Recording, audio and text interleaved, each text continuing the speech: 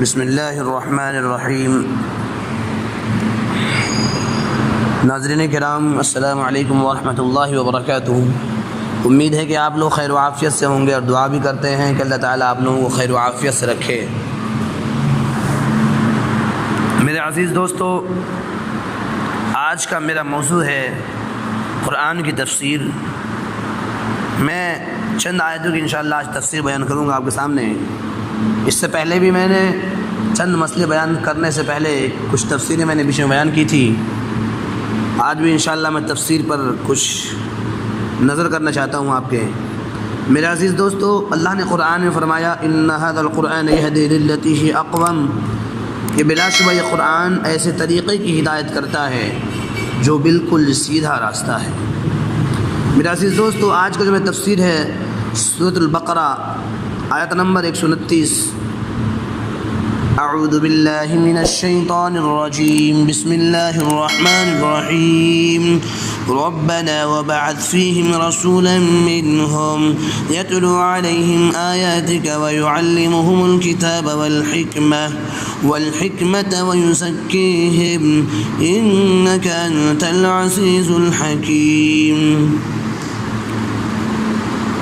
ترجمہ از بیان القرآن۔ اے ہمارے پروردگار، اور اس جماعت کے اندر انہی میں ایک ایسے پیغمبر بھی مقرر کیجئے جو ان لوگوں کو آپ کی آیتیں پڑھ پڑھ کر سنایا کریں اور ان کو یعنی آسمانی کتاب کی اور خوش فہمی کی تعلیم دیا کریں اور ان کو پاک کر دیں۔ بلا شبہ آپ ہی ہیں غالب القدرت کامل الانتظام۔ اس کی تفسیر خلاصہ یہ ہے جو معرف القرآن حضرت مفتی شفیع صاحب، اے ہمارے پروردگار، اور یہ بھی دعا ہے کہ اس جماعت کے اندر یعنی جس کے پیدا ہونے کی دعا اپنی اولاد میں سے کر رہے ہیں، ان میں کا ایک ایسا پیغمبر بھی مقرر کیجئے جو ان لوگوں کو آپ کی آیت پڑھ کر سنایا کریں اور ان کو یعنی آسمانی کتاب کے مضامین اور اس میں خوش فہمی کا سلیقہ حاصل کرنے کی تعلیم دیا کریں اور ان کو اس تعلیم و تلاوت کے ذریعے جہالت کی خیالات اور اعمال سے پاک کریں۔ بلا شبہ آپ ہی ہیں غالب القدرت کامل الانتظام۔ میرے عزیز دوستو، میں کچھ آیت کی تشریح کر دوں لغات کے اعتبار سے۔ یتلو علیہم آیات کا مصدر تلاوت سے مشتق ہے۔ تلاوت کا اصلی معنی اتباع اور پیروی کے ہیں۔ اصطلاح قرآن و حدیث میں یہ لفظ قرآن کریم اور دوسری آسمانی کتابوں اور کلام الہی کے پڑھنے کے لیے استعمال کیا جاتا ہے، کیونکہ اس کلام کے پڑھنے والے کو اس کا پورا اتباع کرنا لازم ہے۔ جس طرح اللہ تعالیٰ کی طرف سے نازل ہوا ٹھیک اسی طرح پڑھنا ضروری ہے۔ اپنی طرف سے کسی لفظ یا اس کی حرکت میں کمی بیشی یا تبدیلی کی اجازت نہیں۔ امام راغب اصفہانی نے مفردات القرآن میں فرمایا ہے کہ کلام الہی کے سوا کسی دوسری کتاب یا کلام کے پڑھنے کو عرفاً تلاوت نہیں کہا جا سکتا۔ وَيُعَلِّمُهُمُ الْكِتَابَ وَالْحِكْمَةَ، اس میں کتاب سے مراد کتاب اللہ ہے، اور الحکمت کا لفظ عربی لغت میں کئی معنی کے لیے آتا ہے: حق بات پر پہنچنا، عدل و انصاف، علم و حلم وغیرہ۔ یہ القاموس الوحید کے اندر ہے۔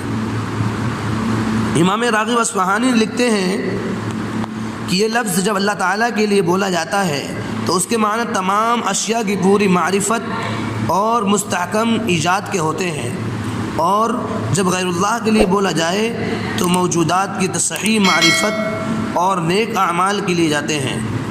ترجمہ شیخ الہند میں اس کا ترجمہ تہہ کی باتیں اسی مفہوم کو ادا کرتا ہے، اور لفظ حکمت عربی زبان میں کئی معنی کے لیے بولا جاتا ہے: علم صحیح، نیک عمل، عدل و انصاف، قول و صادق وغیرہ۔ یہ بھی قاموس میں ہے۔ اس لیے دیکھنا ہے کہ اس آیت میں لفظ حکمت سے کیا مراد ہے۔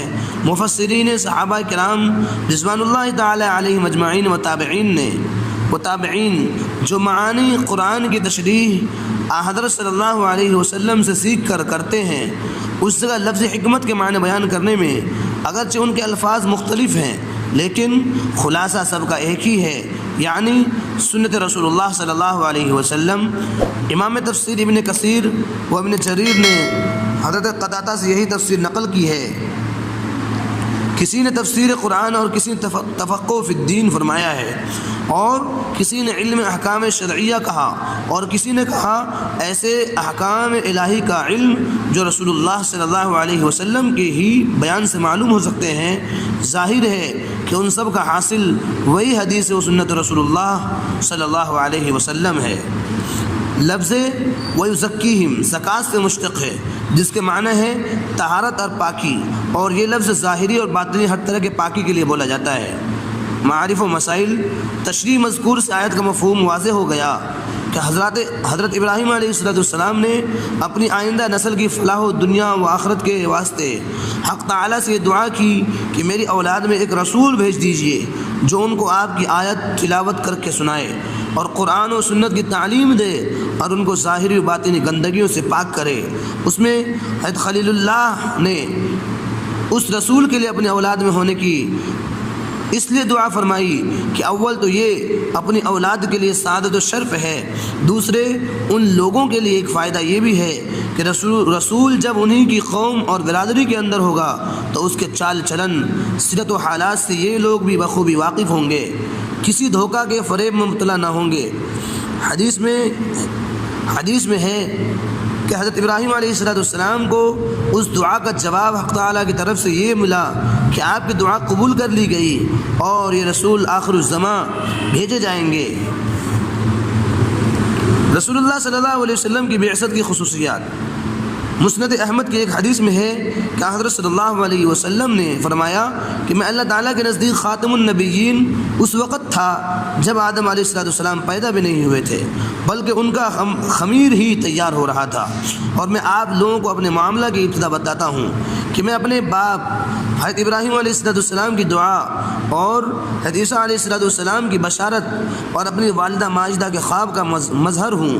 عیسیٰ علیہ السلام کی بشارت سے مراد ان کا قول یہ ہے وَمُبَشِّرًا بِرَسُولٍ يَأْتِي مِن بَعْدِهِ اسْمُهُ احمد، اور والدہ ماجدہ نے حالت حمل میں یہ خواب دیکھا تھا کہ میرے بطن سے ایک نور نکلا جس سے ملک شام کے محلات جگمگا اٹھے۔ پھر قرآن میں حضرت صلی اللہ علیہ وسلم کی بعثت کا تذکرہ کرتے ہوئے دو جگہ سورۃ آل عمران اور سورۃ جمعہ آیت نمبر 2 میں انہی الفاظ کا اعادہ کیا گیا ہے جو حضرت ابراہیم علیہ السلام کی دعا میں یہاں مذکور ہے، جس میں اس بات کی طرف اشارہ ہے کہ حضرت ابراہیم علیہ السلام نے جس رسول کے بھیجنے کی دعا فرمائی تھی وہ حضرت صلی اللہ علیہ وسلم ہی ہیں۔ آیت کے الفاظ کی تشریح اور اس کا مفہوم واضح ہو جانے کے بعد اس پر غور کیجیے کہ بعثت رسول کے 3 مقاصد سورہ بقرہ کی اس آیت میں اور سورہ آل عمران اور سورہ جمعہ کی آیت میں حضرت صلی اللہ علیہ وسلم کے متعلق ایک ہی مضمون ایک ہی طرح کے الفاظ میں آیا ہے، جن میں حضرت صلی اللہ علیہ وسلم کے اس دنیا سے تشریف لانے کا مقصد یا آپ کے عہدہ، نبوت و رسالت کے فرائض منصبی 3 بیان کیے گئے ہیں۔ ایک تلاوت آیت، دوسرے تعلیم و کتابت حکمت، تیسرے لوگوں کا تزکیہ و اخلاق وغیرہ۔ پہلا مقصد تلاوت آیت۔ یہاں پہلی بات قابل غور ہے کہ تلاوت کا تعلق الفاظ سے ہے، اور تعلیم کا معنی سے یہاں تلاوت و تعلم کو الگ الگ بیان کرنے سے یہ حاصل ہوا کہ قرآن کریم میں جس طرح معنی مقصود ہیں اس کے الفاظ بھی مستقل مقصود ہیں، ان کی تلاوت و حفاظت فرض اور اہم عبادت ہے۔ یہاں یہ بات بھی قابل نظر ہے کہ حضرت صلی اللہ علیہ وسلم کے بلا واسطہ شاگرد اور مخاطب خاص وہ حضرات تھے جو عربی زبان کے نہ صرف جاننے والے بلکہ اس کے فصیح و بلیغ خطیب اور شاعر بھی تھے۔